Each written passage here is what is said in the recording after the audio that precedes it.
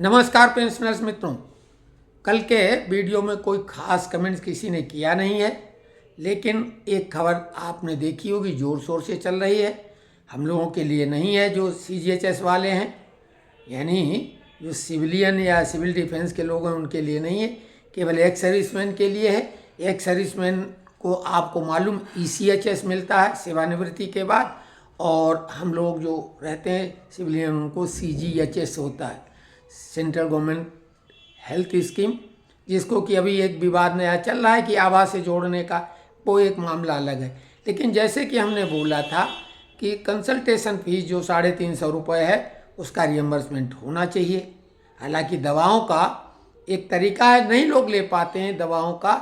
जो medical store CGHS के लिए मान्यता प्राप्त है उनसे अगर दवा खरीदी जाए और प्रिस्क्रिप्शन भी उस हॉस्पिटल का हो जो सीजीएचएस वाला मान्यता वाला है, पैनल वाला है, तो वो दवा रियम्बर्स होती है।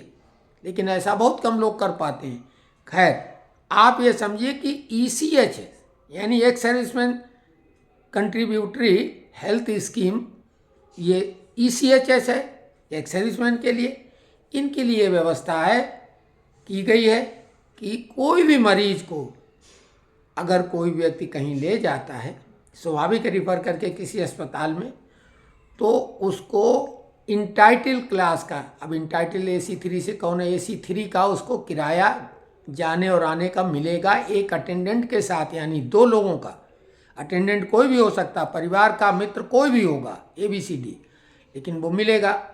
अब यहाँ पे आभा का जो है आयुष्मान भारत कार्ड, जिसका कोई कर्मचारी से लेना देना नहीं, सामान्य समाज के सबसे निचले स्तर के जो लोग होते हैं, जो 5 लाख तक का जिनको इलाज मिलता है, वो भी जब किसी अस्पताल में भर्ती होते हैं बड़े दूर वाले में, तो वहाँ से स्वस्थ होने के बाद घर जाने का किराया दिया जाता है। अब ये टीए तो नहीं है, लेकिन जाने का वापसी का मिलता है, जैसे रिटायरमेंट के बाद सेटलमेंट का मिलता है आपको होम टाउन का। अब मामला बनता है कि हमारी मांग जो थी सीजीएचएस वालों के लिए कि जो भी कंसल्टिंग फीस है 350 रुपये, वो रियम्बर्स होना चाहिए, बिल्कुल जायज़ है।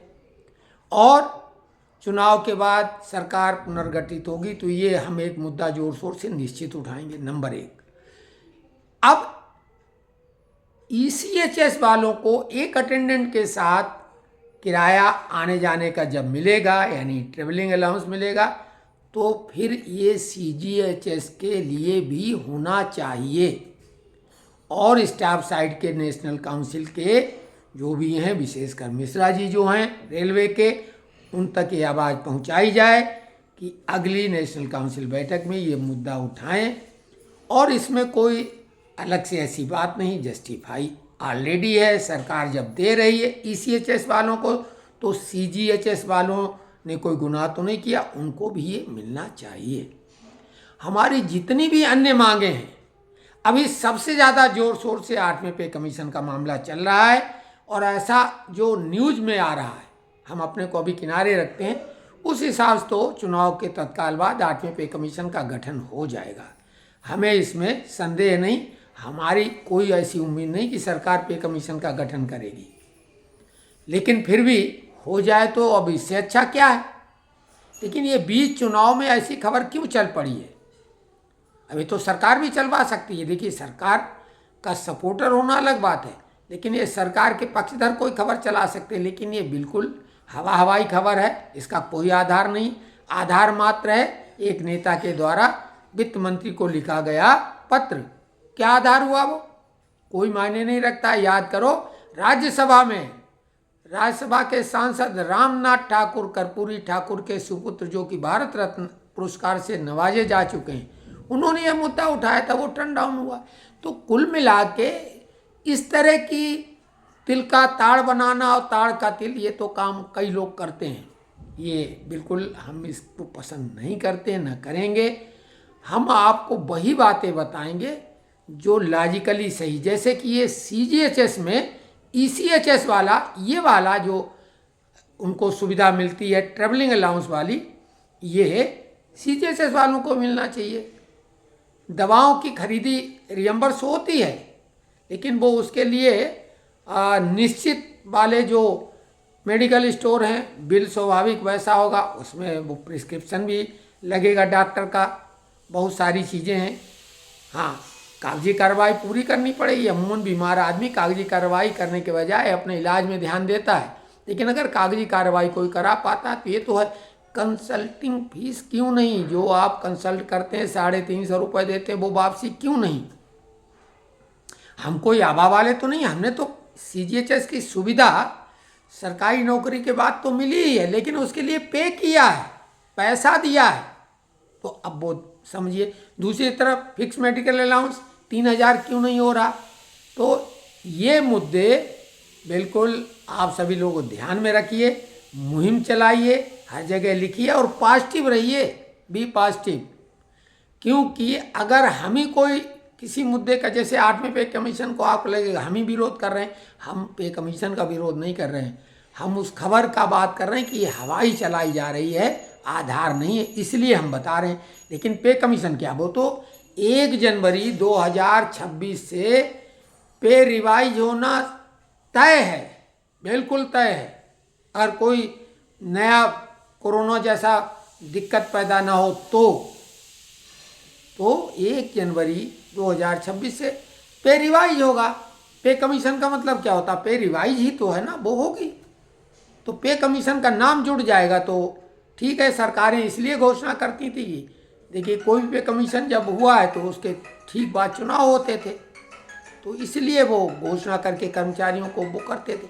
कुल मिला के विभिन्न जो मुद्दे हैं हमारे, कोई भी मुद्दा छोड़ेंगे नहीं, कुछ एक्स्ट्रा और जोड़ेंगे और अपने अपने नेताओं से जो संपर्क में हैं, वर्तमान में जो सक्रिय, उनके संपर्क में रहें, उन तक अपनी बात पहुंचाएं और जनप्रतिनिधि जो लोकसभा के मेंबर या राज्यसभा के मेंबर हैं दिल्ली वाले, उन तक अपनी बात पहुंचाएं और अपनी जो जायज़ मांगे हैं उनको लेने के लिए सक्रिय हों।